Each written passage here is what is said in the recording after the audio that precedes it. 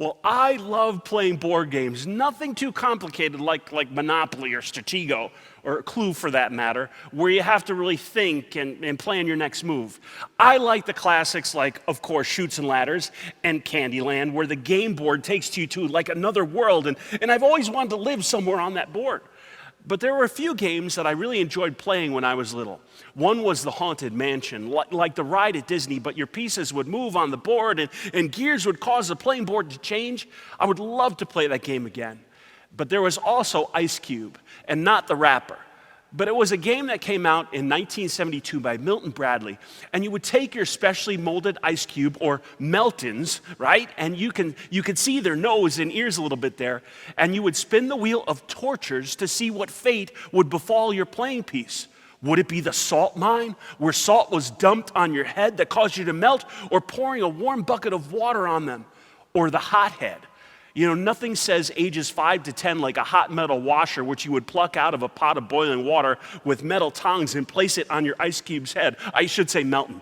Of course, the saving grace would be to take a bath or to stop your Melton from, well, melting, or either go into the deep freeze in the middle of the board, which was filled with ice cubes, where you'd be surrounded and cooled and comforted. Of course, the last one to melt was actually the winner. But I have another game with me today, and you guessed it, it's checkers. Not as complicated as chess, where you have to remember what pieces go where and how they move. This one's pretty simple, as your pieces just move diagonally across the board. But what if half my pieces were, well, let's say the opponent's color? What would it do then? It would not only be hard to keep track of, but you know what? I'd probably lose. You know, sometimes our hearts can be divided. Instead of looking at God and what He wants for us, we allow other things to get into our way. Sometimes we have an unforgiving spirit or a bad attitude to someone or something, or those things can take over our hearts. In fact, in our reading for today, we heard about how a house divided against itself cannot stand.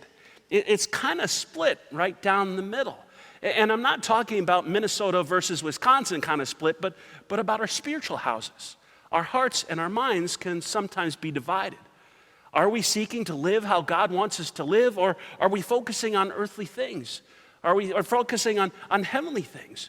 As we seek to live how God calls us to live, you know, the reality is that He does speak a word of forgiveness and new life into our hearts and our minds and our spirits, and causes us to once again become new.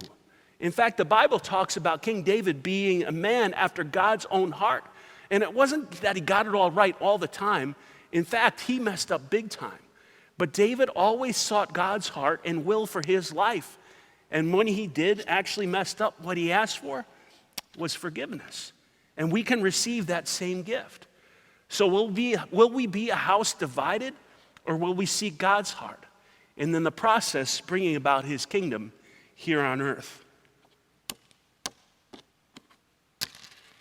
King me.